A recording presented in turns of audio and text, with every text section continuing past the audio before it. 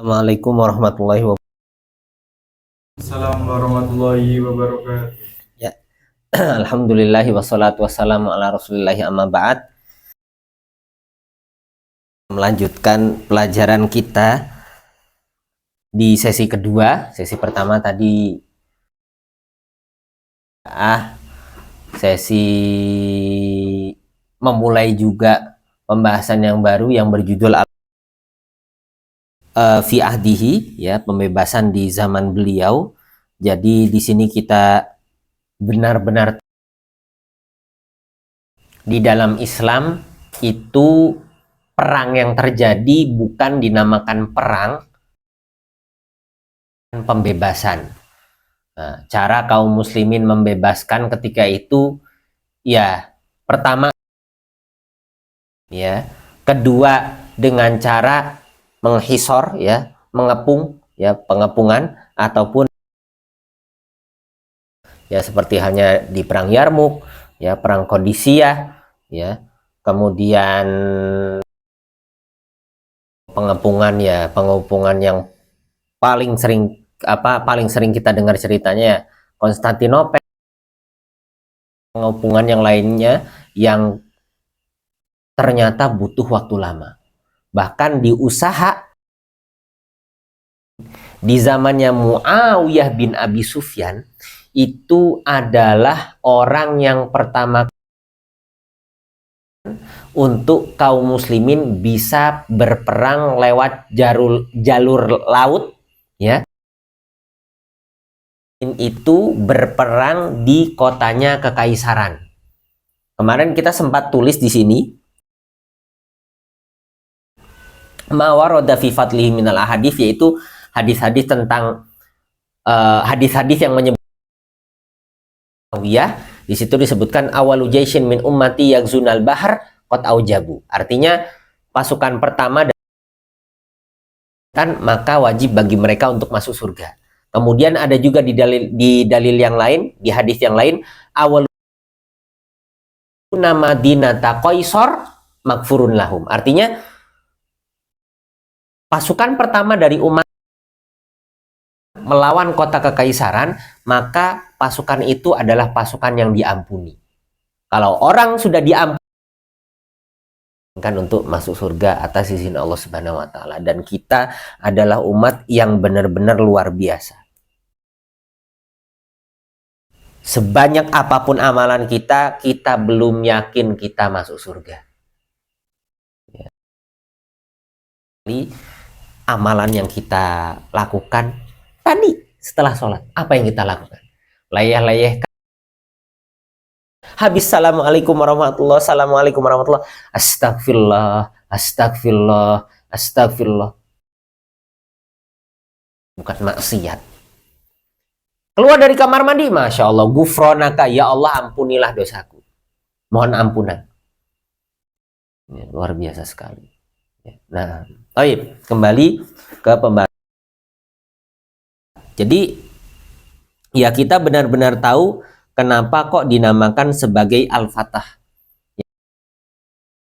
Tadi ya tidak ada kekerasan di awal, melainkan mereka dulu yang memulai dan sebagainya. Dan kekurangan ajaran itu ya kita bisa lihat nanti di nomor 1. Ya, sedikit kita ingin ada setelah kata Al-Futuhat fi Ahdi di buku ini. Ya, jadi di buku ini dikatakan bahwasannya setelah paragraf yang berbunyi tatolla'a Muawiyah radhiyallahu ta'ala anhu ila mutaba'atil jihad wal fatah wad da'wah wa nashr. Apa? Muawiyah bin Abi Sufyan ketika sudah mendapati kaum jalan-jalan untuk berdakwah jauh membebaskan Islam, dan Muawiyah adalah untuk bisa melanjutkan kembali perjuangan yang telah diperjuangkan oleh para khulafa rasyidin. Untuk kita perhatikan di sini, ila mutaba'atil jihad, melanjutkan jihad. Ingat, tolong ya, bukan antum tapi kita semuanya, ketika kita mendengar kata jihad, jangan hanya pedang saja. Ketika kita jihad, mempertahankan harta itu juga jihad. Bahkan di dalam hadis yang lain Nabi Muhammad itu menyetarakan jihad dengan berbakti kepada orang tua. Dalilnya apa? Ketika ada seorang laki-laki yang bertanya kepada Nabi Muhammad, bolehkah saya ikut berbakti? Nabi Muhammad, ahayyun walidak, apakah kedua orang tuamu masih hidup? Nah, fihima fajahid, maka berjihadlah untuk mereka berdua. Maksudnya apa? Berbaktilah. Ya, kata jihad. Ya. Dan kita sebagai orang-orang yang sudah paham panjenengan, Masya Allah, ya, para mahasiswa yang paham itu jadi benar-benar jadi apa ya? Jadi sandaran negara lah untuk bisa mencerdaskan bangsa. Ingat, negara kita itu katanya lagi darurat, lagi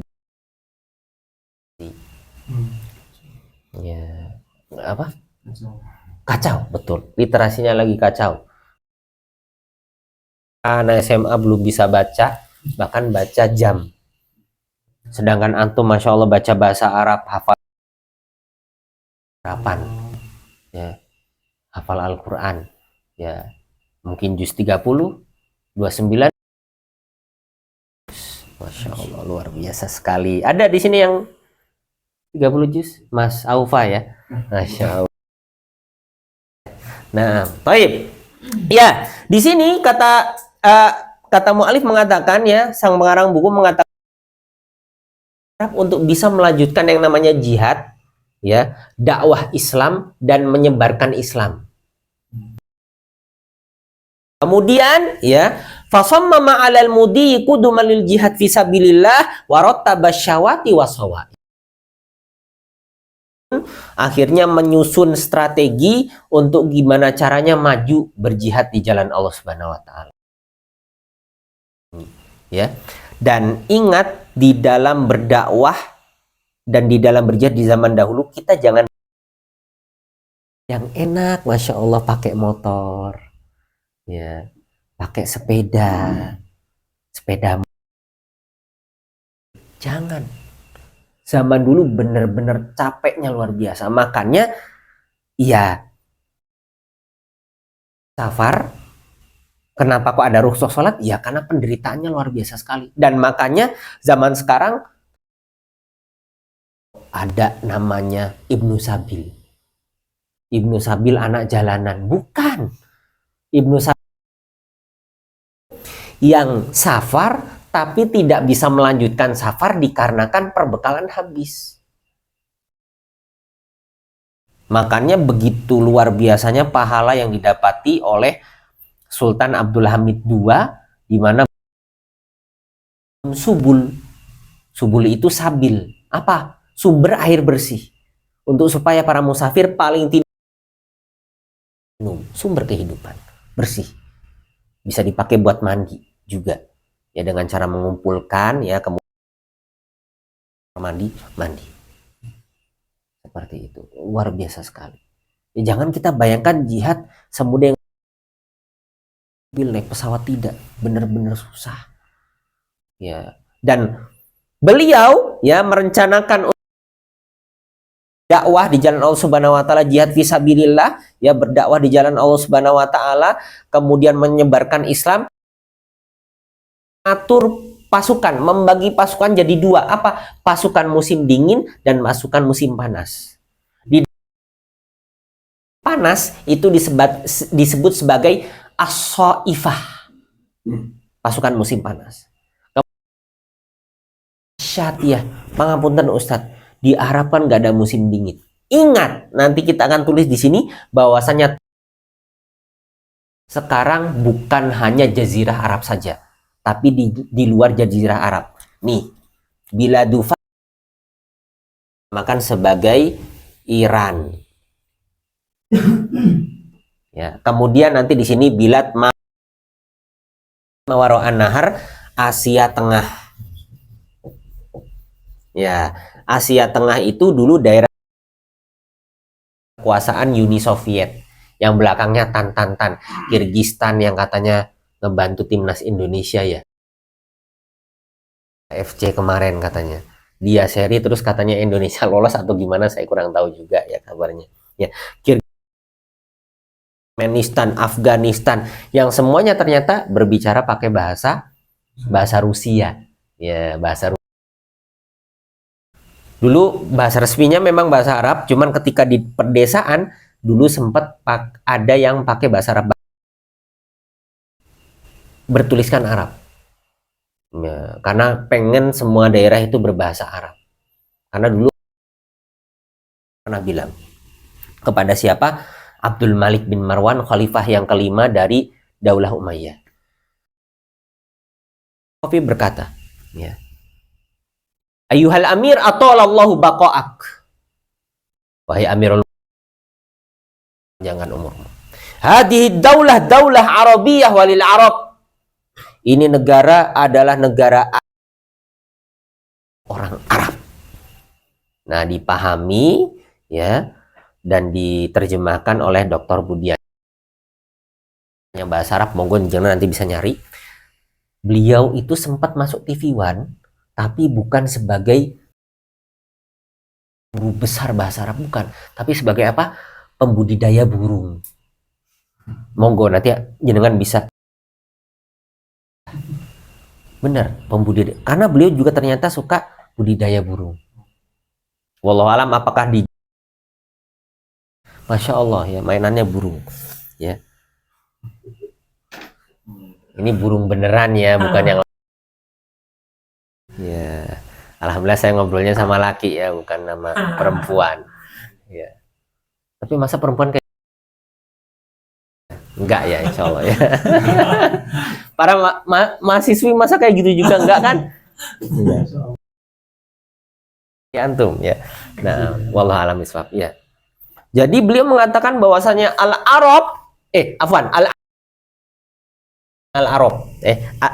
al-Arab ini bentuk jamak ya. Al-Arabi. Nah, artinya orang yang berbicara bahasa Arab ataupun non-Arab. Ya, sedangkan al-Arab itu bentuk jamaknya al-Arabian. Ya, kalau 3 berarti salah satu al-Arab. Ya. Atau Dr. Budiansyah, al-Arab itu siapa saja yang berbicara bahasa Arab, ya, entah itu dia orang Arab ataupun non-Arab. Makanya Hajat bin Abdul Malik bin Marwan untuk menjadikan bahasa Arab adalah bahasa resmi. Ya, karena kenapa? Orang bisa saling menguatkan. Ingat seperti apa yang disabdakan, bukan, seperti apa yang dikatakan oleh Umar bin Khattab, juz'un min dinikum. Belajarlah bahasa Arab karena dia termasuk bagian dari agama kalian. Saya lupa, ini saya masih mau coba cari kebenarannya. Kalau nggak salah, Maimun ya, yang sudah meninggal dunia, betul ya? Itu mengatakan bahwasanya orang yang benci itu termasuk daripada tanda kemunafikan. Orang yang benci sama orang Arab, bahasa Arab kayak antum-antum semua, itu termasuk daripada tanda kemunafikan. Sabila lidopti hadaddin illa bidopti lisanil arabi. Tidak ada cara untuk kita mematenkan agama kita kecuali bahasa. Ingat, praktek bahasa Arab ada 2. Saya paham betul, bahkan kita pun mahasiswa Lipia dulu susah untuk kita berbahasa Arab. Kita coba berbahasa Arab malah digoda sama teman. Yalah gar sama orang pakai bahasa Arab. Ya, padahal kita pengen bisa bahasa Arab, cuman ya seperti itu. Prakteknya itu ada 2. Yang pertama berbicara, yang kedua baca. Makanya jenengan satidah, ustadz ketemunya sama orang-orang non-Arab, tapi kok ketika kayak antum berbicara bahasa Arab, ngomongnya lancar. Tetap terpelihara kemahirannya. Ada praktek yang kedua, baca. Ya, dengan baca dia mendapati kata asing atau grammar yang baru dan lain sebagainya dan lain sebagainya. Nah, kembali ke pembahasan ini. Muawiyah ketika itu mengatur pasukan musim dingin dan pasukan musim panas supaya gantian juga. Hebatnya pasukan itu manusia biasa yang butuh namanya istirahat. Ya, makanya dibagi musim panas dan pasukan musim dingin. Bahkan nanti di yang ketiga itu jihad. Sudah lewat ya. Yang ketiga, yang terakhir ya, insya Allah ya Mas ya. Ya, yang ketiga yaitu jihad Tidrum. Itu beliau menyiapkan pasukan yang jumlahnya perang, ya. Beliau siapkan angkatan laut, ya, untuk bisa ke negeri Rum. Dengan 1.700 pasukan ini, ya 1.700 kapal perang ini, beliau bisa menguasai dua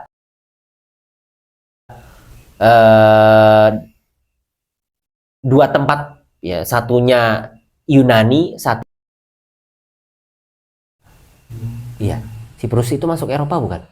Eropa Timur bukan? Siprus, negara Siprus masuk ke Eropa ya? Menguasai Pulau Rodos, ya, menguasai Rodos dan menguasai Siprus.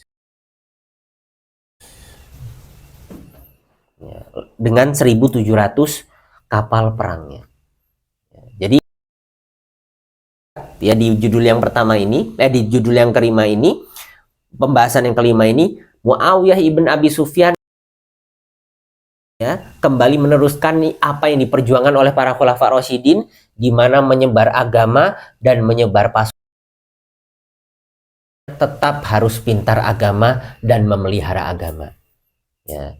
Kemudian yaitu tadi mengatur untuk bisa siap menjalankan 5 misi tadi. Ya. Dan tidak semuanya menjalankan. Yang pertama adalah al-qadha 'alal fitnah fi biladi Faris, yaitu untuk menyelesaikan fitnah yang terjadi di Persia.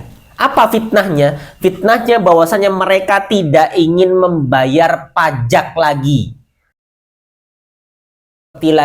jizyah lagi, sehingga harus diberantas orang-orang yang seperti ini. Dan benar, dikirimlah pasukan besar ke sini dan mereka kuasailah daerah-daerahnya. Kemudian yang kedua adalah at-tawassu' fi bilad mawara'an nahar, memperluas daerah ada di Asia Tengah. Dengan perluasan ini, kaum muslimin berhasil menguasai 3 kota besar. Yang pertama di sana, yang kedua Samarkand, ya, yang ketiga adalah Turmud, lahirnya seorang imam yang kapan-kapan insyaallah taala kita akan berbicara siapa nama asli Imam Turmudi, kapan meninggal, kapan lahir, kapan. Ketiga dan yang terakhir adalah jihaduhu didurum, yaitu Muawiyah berjihad, ya. Jihadnya ini dengan menggunakan 1.700 kapal perangnya, angkatan laut besarnya, dengan izin Allah 2 daerah besar. Yang pertama adalah Pulau Rodos, masuk daerah Yunani. Yang kedua Siprus. Alhamdulillah, insyaallah ta'ala pada pertemuan yang akan datang kita akan masuk ke dalam ini ya, sama jihaduhu fi Ifriqiya. Artinya usaha kaum muslimin untuk membebaskan kota Konstantinopel, jihadnya kaum muslimin di Afrika. Mungkin mas-mas santri sekalian pernah mendengar ada raja hitam yang di zaman kejayaan Islam, orang hitam itu jaya dan kaya, bersihan lagi, wangi. Jika ibu kita sudah tidak ada, yaitu kekhilafahan, maka kita bisa lihat apa yang terjadi di Afrika yang sama, bahkan mungkin lebih parah daripada yang diderita oleh orang-orang Irlandia, yaitu kelaparan yang luar biasa di Afrika sana. Ya, orang-orang Irlandia begitu. Kenapa? Karena dulu kaum muslimin membantu Irlandia.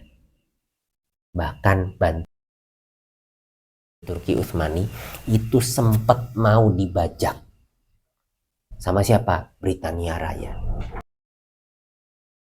Sempat mau dibajak dan itu sudah dibaca oleh sang khalifah, ya.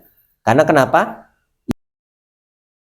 Kafir itu harus selalu bahkan nggak boleh untuk dihusnudoni. Akhirnya ya janji sama negara Irlandia atau Britania Rayanya itu untuk berhenti di pelabuhan ini, tapi bukan berhenti di pelabuhan. Sehingga apa? Sehingga Sultan ya yang ketika itu memerintah berhasil menurunkan bantuan yang kepada rakyat Irlandia. Ya, sampai katanya di sana ada klub, ya klub Irlandia Turki Utsmani, yaitu Bulan Bintang, sebagai bentuk rasa terima kasih kepada Turki, kepada Daulah Utsmaniyah. Itu baru makanan, belum yang bisa saya sampaikan pada pertemuan kita pada malam hari ini. Insya Allah Ta'ala di pertemuan yang akan datang anak akan usaha maghrib di sini sehingga jenengan semuanya tidak menunggu lama. Mohon maaf dari awal pertemuan saya bareng antum di sini. Insya Allah di pertemuan yang akan datang ya akan sholat bareng antum sehingga kita bisa mulai lebih awal, punya waktu istirahat lebih banyak. Jazakumullahu khairan ala husnil istima' wal ihtimam. Insyaallah lagi apabila ada kebenaran semata-mata datang dari Allah Subhanahu wa taala, apabila ada kesalahan semata-mata datang dari saya taala, dan minta maaf kepada para mustami'in sekalian, para santri sekalian. Saya akhiri dengan doa kafaratul majlis. Subhanakallahumma wa bihamdika asyhadu. Wassalamualaikum warahmatullahi wabarakatuh.